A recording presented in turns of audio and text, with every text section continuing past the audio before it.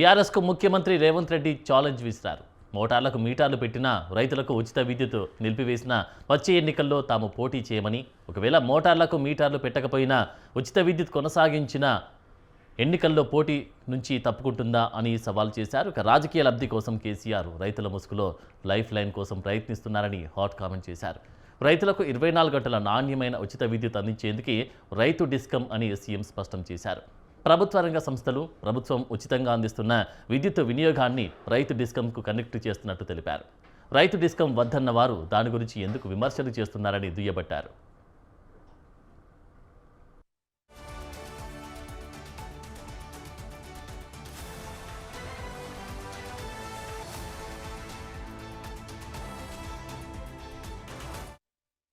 BJP BRS అబద్ధాల పునాదులపై పార్టీలను బతికించుకోవాలని ప్రయత్నిస్తున్నాయని రేవంత్ రెడ్డి విమర్శించారు. వడ్లు కొనుగోలు చేయనిది కేంద్రంలోని బీజేపీ ప్రభుత్వమేనన్నారు. కేంద్ర ప్రభుత్వం ఎంఎస్పీ ప్రకటించి వదిలేస్తే తమ ప్రభుత్వం ధాన్యం కొనుగోలు చేస్తుందని అన్నారు. కేంద్ర ప్రభుత్వం కొన్నది ఎంత, తాము కొంటున్నది ఎంత అని ప్రశ్నించారు. వరి, జొన్న, మొక్కజొన్నలు మొత్తం తమ ప్రభుత్వం కొంటుంది అని, తాము కొన్న పంట మొత్తం కేంద్రం కొనాలన్నారు. కేంద్ర ప్రభుత్వం ధాన్యం కొనుగోలు చేయకపోతే బస్సులు వేసుకుని యాత్రలు చేసిన బీజేపీ నేతల ఇళ్లకు ట్రాక్టర్లపై వచ్చి ధాన్యం పోస్తామని హెచ్చరించారు. 62 లక్షల మెట్రిక్ టన్నుల ధాన్యం ఈ రోజు వరకు కొనుగోలు చేశామని, తడిచిన ధాన్యం కూడా మద్దతు ధరకు కొనుగోలు చేస్తామన్నారు. సన్న వడ్లకు బోనస్ ఇస్తామని స్పష్టం చేశారు.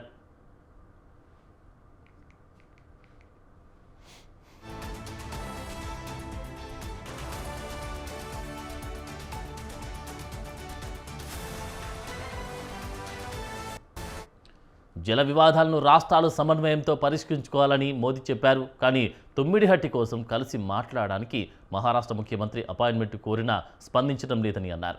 పోలవరం కోసం 7 మండలాలు ఇచ్చిన మోడీ తెలంగాణ కోసం మహారాష్ట్ర నుంచి అనుమతులు ఇప్పించలేరా అని ప్రశ్నించారు. అధికారంలో ఉండగా బీఆర్ఎస్ దోచుకుంది సీఎం ఆరోపించారు. ఇక స్టోన్ క్రషర్ల దగ్గర 50 లక్షలు వసూలు చేశారని, ఇందులకుంట చెరువు గురించి ఎందుకు హరీష్ రావు మాట్లాడడం లేదని ప్రశ్నించారు. గ్లోబరీనా సంస్థ కేటీఆర్ బినామీ సంస్థ అని ఆరోపించారు.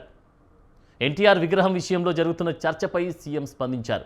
పువ్వాడ అజయ్ ఖమ్మంలో ఎన్టీఆర్ విగ్రహం పెట్టలేదా అని సీఎం ప్రశ్నించారు. కమ్మ సంఘానికి కేసీఆర్ 10 ఎకరాలు ఇవ్వలేదా అని నిలదీశారు. పొట్టి శ్రీరాములు యూనివర్సిటీకి సురవరం ప్రతాపరెడ్డి పేరు పెట్టింది తాను అని అన్నారు. ఎన్టీఆర్ను కులం ప్రాంతంలో పోల్చడం బుద్ధిలేని తనమన్నారుగా. ఆంధ్రలో తెలంగాణ వాళ్ళ విగ్రహాలు ఎందుకు పెట్టడం లేదని, అక్కడ పార్టీ పెట్టినా కేసీఆర్ అడగలేదు కదా అన్నారు.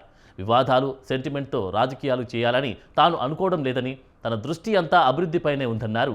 జిహెచ్ఎంసీ ఎన్నికకు తొందర లేదన్నారు.